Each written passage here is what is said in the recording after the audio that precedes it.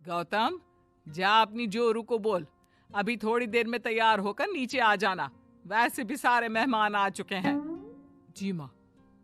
अरे गौतम की माँ, कब मिला रही हो अपनी बहू से? मैंने तो उसकी सुंदरता के बड़े चर्चे सुने हैं। आज हम भी तो देखे कितनी सुंदर है। वैसे मेरी बहू से तो कम ही होगी। काकी, भाभी इतनी सुंदर है ना कि हमको डर है कहीं किसी की बुरी नजर ना लग जाए। देखते हैं कितनी सुंदर है। अरे अब चुप कर और देख अपनी भाभी को, तैयार हुई या नहीं। अरे लो, भाभी आ गई। अरे कितनी सुंदर है। इसके चेहरे पे तो चांद सी चमक है। सुन रिमझिम, क्या नाम है तेरी भाभी का? सही पहचाना आपने, चांदनी है मेरी भाभी का नाम। क्या हुआ काकी, मुंह से बाहर शब्द नहीं निकल रहे? यह चांदनी भाभी की चांद सी सुंदरता ने आपका मुंह बंद करवा दिया। हाँ, सुंदर तो है, पर सुंदरता से क्या होता है? लड़की में गुण भी तो होने चाहिए। मेरी बहू में सुंदरता के साथ साथ संस्कार भी है। अरे वाह गौतम, सच्ची में तुम्हारी बीवी बहुत सुंदर है। हाँ, एकदम चांद जैसी अलग चमक रही है तुम्हारी बीवी इस पूरी पार्टी में।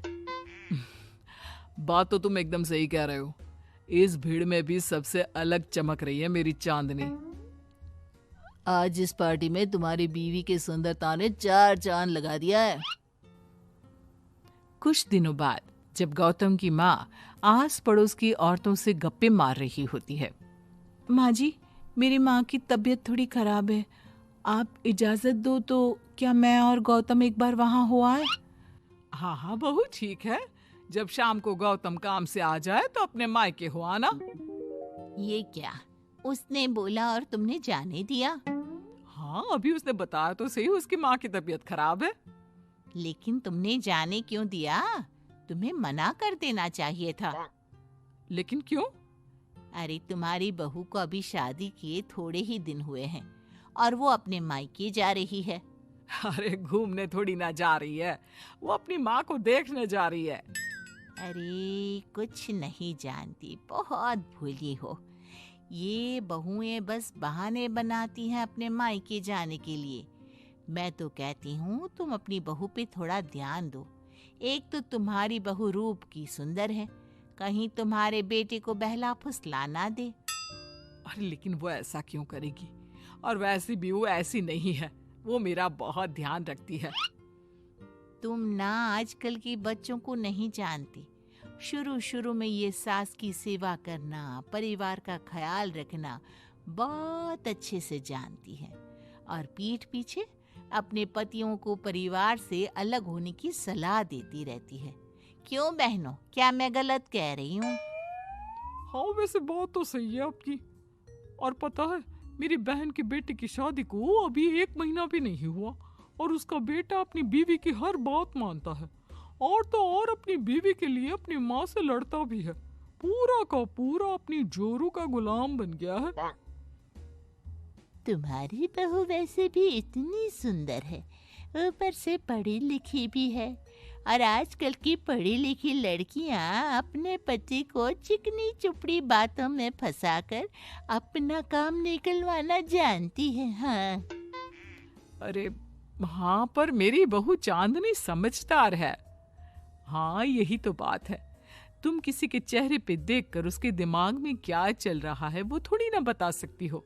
और हाँ, अपनी बहू के चांद से सुंदर चेहरे को देखकर धोखा मत खा जाना। अरे जरूरी थोड़ी ना है जो इंसान चेहरे से सुंदर हो वो मन से भी सुंदर हो, क्योंकि चांद पे भी तो दाग होते हैं। थोड़ी देर बाद सभी अपने अपने घर चले जाते हैं। शाम को चांदनी और गौतम घर आते हैं। और बहू, माँ को देखाई?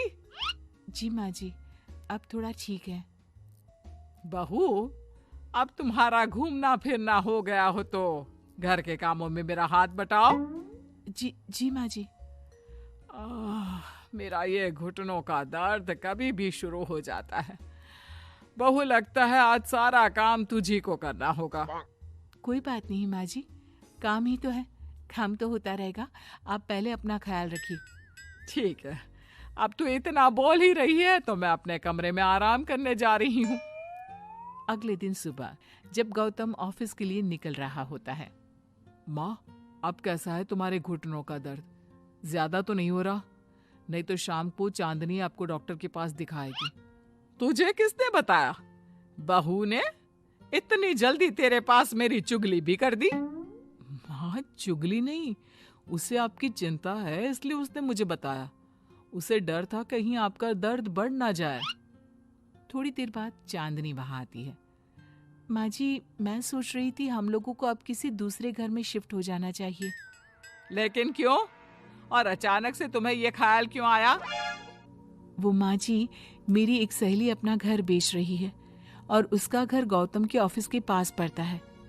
और देखिए ना, गौतम को यहाँ से ऑफिस कितना दूर पड़ता है और आपके लिए भी बाजार दूर पड़ता है।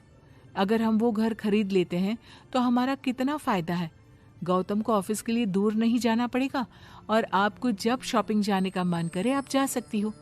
ऊपर से वो मेरी दोस्त है तो वो हमें घर थोड़े कम दाम में भी बेचेगी। हाँ, बात तो तुम सही कह रही हो। कोई जरूरत नहीं है घर बदलने की।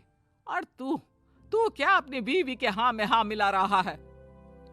लेकिन माँ, मैंने एक बार बोल दिया ना तो बस, अब इसके बारे में कोई बात नहीं होगी। और ये कहते हुए वो अपने कमरे में चली जाती है। चांदनी भी उनके पीछे पीछे चली जाती है। क्या हुआ माँ जी? मैं कुछ दिनों से देख रही हूँ आप कुछ अजीब सा बर्ताव कर रही हैं। क्या अजीब सा? ऐसा ही तो करती हूँ। अगर तू मुझसे घर के बारे में बात करने आई है तो पहले ही कह देती हूँ, बिल्कुल नहीं। नहीं माँ जी, घर के बारे में बात करने नहीं आई। माँ जी, मुझसे कोई गलती हो गई है क्या? अगर कोई गलती की है तो डांट दीजिए, बात कीजिए। पर माँ जी, ऐसा व्यवहार मत कीजिए। मैं बिल्कुल बुरा नहीं मानूंगी। और अगर आप अभी बताना नहीं चाहती तो आपका जब मन करे बता देना। मैं बस इतना ही कहने आई थी। कहीं मैं आस पड़ोस की औरतों की बातों में आके अपनी बहू के साथ गलत तो नहीं कर रही? और वैसे भी वो सही तो बोल रही थी। उसने मेरे और गौतम के बारे में ही तो सोचा। वो हमारे बारे में इतना सोच रही है और मैं दूसरों की बातों में आकर उस पर शक कर रही हूँ। कुछ दिनों बाद काकी गौतम के घर गौतम की माँ से मिलने आती है। और गौतम की माँ कैसी हो? मैंने सुना तुम घर बदल रही हो। हाँ, वो वहां से गौतम का ऑफिस पास पड़ता है ना, वहां की तरफ ज्यादा सुविधाएं भी है। लेकिन इतनी जल्दी तुमने घर कैसे ढूंढा? किसने बताया? मुझे भी बताओ, मुझे भी अपना घर बदलना था। ये चांदनी का आइडिया था, उसी ने घर ढूंढा। देखा, मैंने कहा था ना, इसने अभी से अलग घर ढूंढना भी शुरू कर दिया। देखो, इसमें मेरी भी रजामंदी है। और तुम क्या मेरी बहू की जासूसी करने यहाँ आती हो या मेरा हालचाल पूछने? मैं तो बस। और एक बात मेरी ध्यान से सुन लो, मेरी बहू भी सुंदर है, उसका मन भी उसी की तरह सुंदर है। और एक बात, चांद में दाग जरूर होते हैं, पर जिस तरह आसमान के सभी तारे मिलकर चांद जैसी चमक नहीं दे सकते, उसी तरह मेरी बहू चांदनी की सुंदरता और खूबियों की बराबरी तुम्हारी या और किसी की बहू नहीं कर सकती। कहने की जरूरत नहीं। काकी कोई भी जवाब दिए बिना चुपचाप वहां से उठकर चली जाती।